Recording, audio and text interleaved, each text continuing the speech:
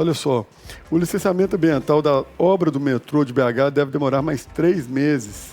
Existiu aí uma dificuldade entre o envio das informações corretas para o seu licenciamento, para a sua ampliação do metrô por parte da empresa, para que a SEMAD pudesse apreciar. Por 2 vezes elas foram devolvidas, ou foram questionadas e a empresa mandou aí novamente. Então tem um prazo ainda, a gente ainda vai esperar um tempo para que comece essas obras do metrô. Eu acho, particularmente, que agora vai. E a gente vai ter finalmente um metrô de verdade, assim, vamos pôr entre parênteses, porque ainda a gente merece muito mais, mas já é, sim, uma melhora muito grande você acessar daqui a pouco, quem sabe, até o Barreiro. E para vocês, vai sair ou não vai sair esse metrô de Belo Horizonte? A gente tem que ter fé, porque as coisas estão acontecendo. Nunca chegou nesse ponto, né, em que chegou agora. E, Rodrigo, cada dia que passa, mais o trânsito piora, né? Eu acho que se a gente conseguir aumentar o nosso metrô, a gente dá um passo importante na qualidade de vida de muita gente. Tomara que se torne realidade, mas tá se tornando, tá no caminho. E aí, Keto? Eu tô nessa também, eu acho. Eu tive uma reunião, acho que faz 2 semanas, com o novo presidente do metrô, o Ronaldo, e 2 diretores lá, 2 Paulos.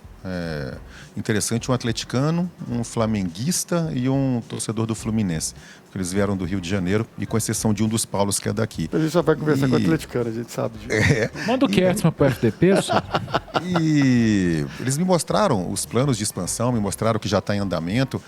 Dá esperança sim, Rodrigo. E eu só espero que nessas questões ambientais a gente não tenha grandes atrasos por parte do poder público. Eu sempre cito esse caso, porque eu morei durante muitos anos em São Paulo e eu vi acontecer um caso desse com aquele tal do Rodoanel. Isso foi na época do Serra, quando Serra... Alckmin também, Serra. né? Tem aquele metrô. Não, demorou 3 governadores, monotreio, então. Mas o problema, o maior problema... aí já é dentro da cidade de São Paulo, né?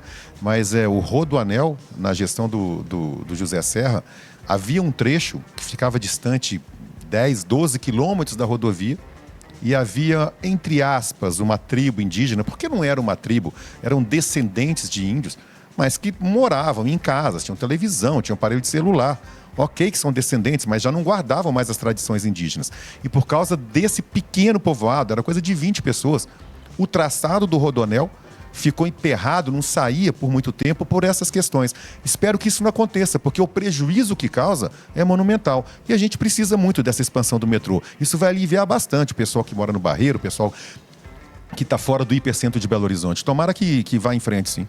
Eu acho que quando a população de Belo Horizonte entender a mudança nesse fluxo, que é absurdo, principalmente que deve desaguar bastante do anel rodoviário, acho que ele vai resolver muito antes o problema do anel. Não resolver, mas minimizar.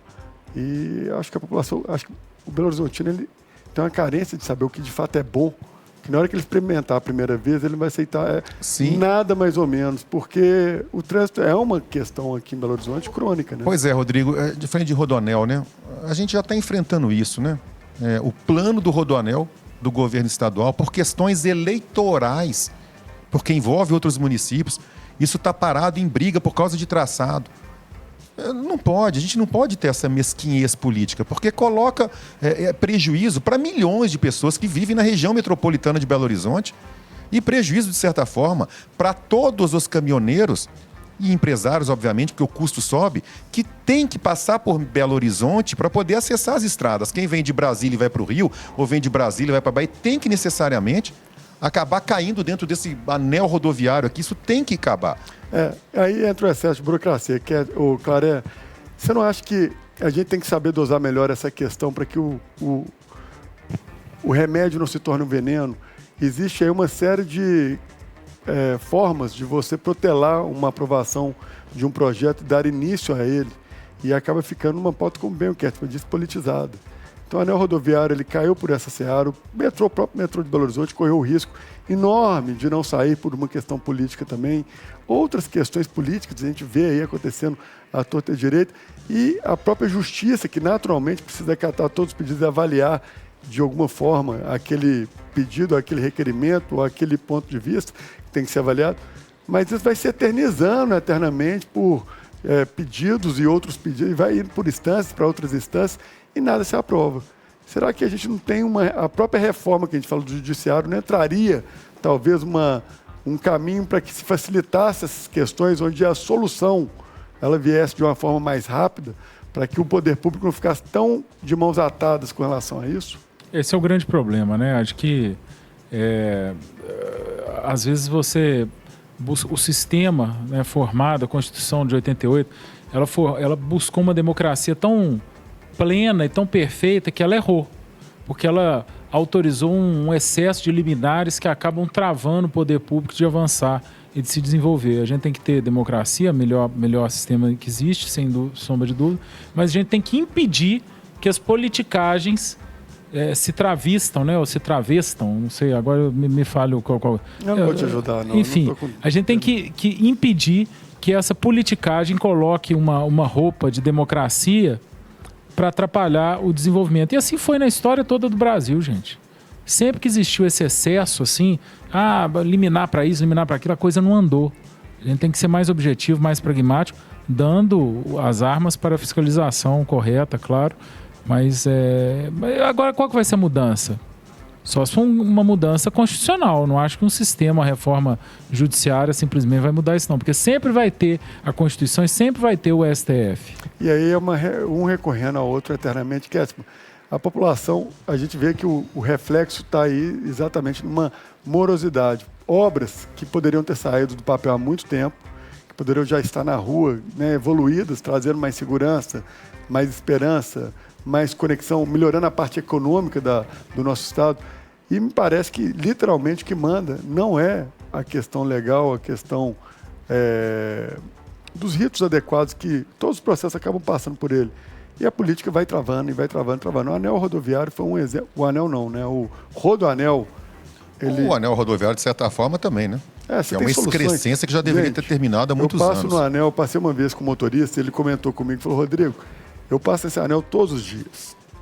Tem um trecho que simplesmente você fazer um alargamento ridículo da pista, você resolveria um dos maiores pontos de contenção. Eu não vou lembrar aqui, é pouco antes, eu acho, da entrada para a Avenida Amazonas. É um trecho que é funila. Ali perto da Amazonas realmente sempre é funila. Ele falou: Rodrigo, olha só, a obra já foi estruturada, e ele me mostrou exatamente as marquises grandes, largas, para poder fazer essa expansão.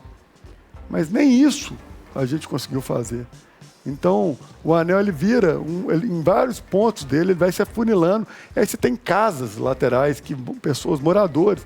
Eu não sei como que ainda não teve um acidente terrível com aquela região, com aquelas pessoas, com aqueles moradores que literalmente moram, não tem nem espaço para eles andarem fora da casa deles, que eles já estão na rodovia. Então é uma loucura isso, você imaginar isso. Cadê a justiça para obrigar o poder público a ir lá e executar uma obra e trazer aí mais segurança para aquela região, ou remover aquelas pessoas, colocar no lugar adequado? Porque essas questões, Rodrigo, a resposta é essa, são tão complexas, né? Eu vi uma vez um debate entre uma promotora de justiça e um membro da prefeitura a respeito de moradores de rua, e você viu os dois caminhando no mesmo sentido. Você vê a boa vontade, você vê o empenho, mas você não vê o resultado. Porque o tal do sistema é muito amarrado. Hoje eu estou bonitão assim, que eu participei de um almoço hoje importante, chique, com duas das maiores autoridades desse estado aqui. 2 pessoas de expressão. E essas 2 pessoas, elas concordam, por exemplo, numa pauta de que o aeroporto da Pampulha está subaproveitado. Que deveria voltar a ter os voos, pelo menos, para Rio de Janeiro, São Paulo e Brasília. E são autoridades.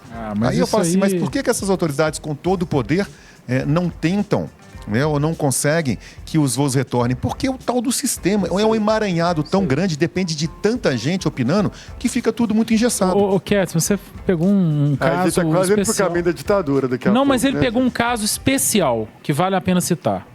Eu me recordo, o ano, talvez 2018 ou 2017, quando conseguiram, à época era a Infraero que ainda operava o aeroporto da Pampulha, conseguiram a volta dos voos executivos, alguns, Rio de Janeiro, São Paulo, tal, e conseguiu combinar com o judiciário, com todo mundo, federal. Quem se meteu e atrapalhou tudo? TCU, Tribunal de Contas da União, expediu ou proferiu uma liminar. TCU impediu voos para lá. Pois é o tal do sistema, né? É um emaranhado que